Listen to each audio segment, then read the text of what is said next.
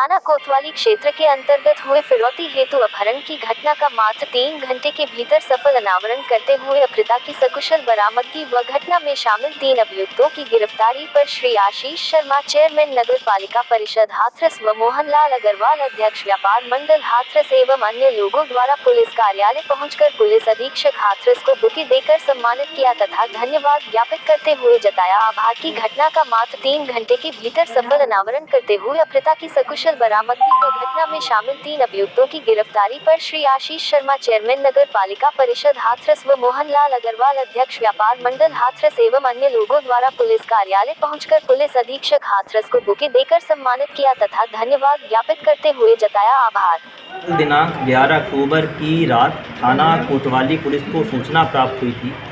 एक शैलेश दीक्षित नाम के व्यक्ति जो एक दुकान करते हैं परचून की, इनके द्वारा सूचना थाना कोतवाली पुलिस को दी गई थी कि उनकी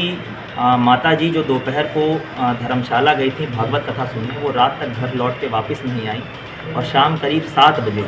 उनके फ़ोन पे एक कॉल आई जिसमें किसी अनजान व्यक्ति द्वारा उन्हें बताया गया कि उनकी माँ का अपहरण हो गया है और वो उस आदमी के कब्ज़े में है और उसको छोड़ने के एवज में 80 लाख रुपए की फिरौती की मांग की गई। इस सूचना पे तत्काल थाना कोतवाली पुलिस द्वारा परिजनों की लिखित तहरीर के आधार पर सुसंगत धाराओं में अभियोग पंजीकृत किया गया। मेरे द्वारा घटना की गंभीरता को देखते हुए तत्काल 3 टीमों का इसमें गठन किया गया। सर्विलांस टीम और एसओजी टीम को भी इसमें लगाया गया तत्काल सक्रिय करते हुए। इसमें इन टीमों द्वारा त्वरित कार्रवाई करते हुए सूचना के मात्र 3 घंटे के भीतर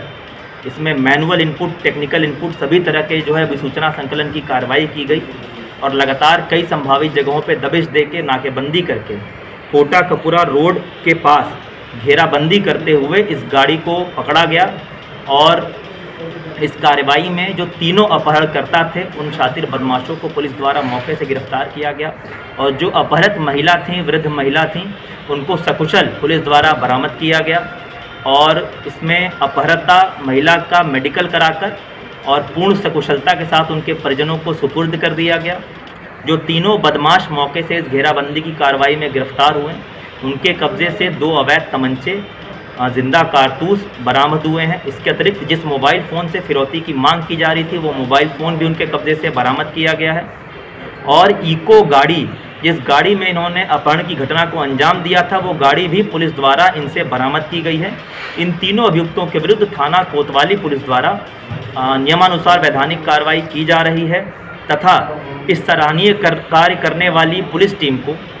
श्रीमान एडीजी आगरा जोन महोदय द्वारा 25,000 रुपये के नगद पुरस्कार की घोषणा की गई है तथा मेरे द्वारा भी इस टीम को इनके सराहनीय कार्य के लिए 15,000 रुपये के नगद पुरस्कार से पुरस्कृत किया गया है। मकसद क्या था सर इन लोगों का?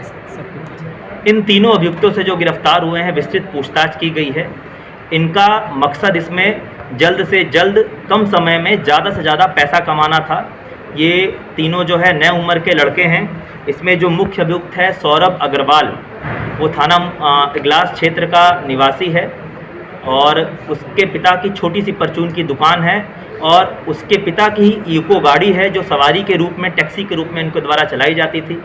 उसके खर्चे उसके अनुसार बहुत बड़े थे। पूछताछ में उसके द्वारा बताया गया कि दिल्ली में सट्टा में भी वो काफ़ी पैसा लगा रहा था। उसकी गर्लफ्रेंड के ऊपर भी काफ़ी पैसे उसने खर्च कर दिए थे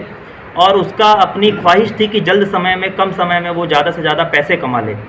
यही सब चीज़ें उसके दिमाग में आईं और इस षड्यंत्र ने उसके दिमाग में जन्म लिया। इसमें उसके द्वारा पूछताछ में ये भी बताया गया कि घटना की योजना बनाते वक्त क्राइम पेट्रोल जैसे कुछ धारावाहिक उसने देख रखे थे जिसके वजह से उसके दिमाग में इस योजना जो है आई। इसमें इसने अपने 2 साथियों को भी, जो इसके दोस्त हैं, उनको भी इन्वॉल्व किया और पैसे का लालच देकर ये पूरी योजना में शामिल किया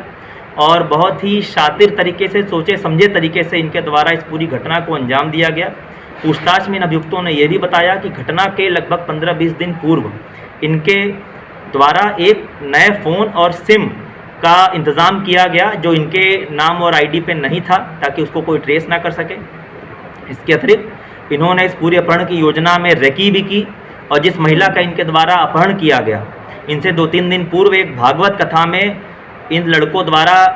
बातचीत करके इनसे जान पहचान बनाई गई, उनको अपने विश्वास में लिया गया और कल दिनांक 11 को, जिस दिन की ये घटना है, दोबारा वो उनसे मिले और उनको अपनी बातचीत में उलझाया और उनको बहाने से बुलाकर वो अपने साथ बाहर ले गए और फिर अपनी इको गाड़ी में बैठा के उनका अपहरण कर लिया। और उसके बाद जगह जगह पे हाईवे पे इनके द्वारा अपनी गाड़ी को कई जगहों पे घुमाया गया, जहाँ पे जगह बदल बदल के इनके द्वारा अपहर्ता के बेटे को फिरौती के लिए कॉल की गई और इसी दौरान पुलिस की घेराबंदी में इन अभियुक्तों की गिरफ्तारी की गई। इससे पहले भी कोई क्राइम रिकॉर्ड था या पहली बार की घटना? हाँ, इनसे विस्तृत पूछताछ इस संबंध में की गई है। अभी तक इनका कोई भी पुराना आपराधिक इतिहास नहीं मिला है और इन लोगों द्वारा बताया गया है कि पहली बार ही इनके द्वारा ये घटना कारित की गई।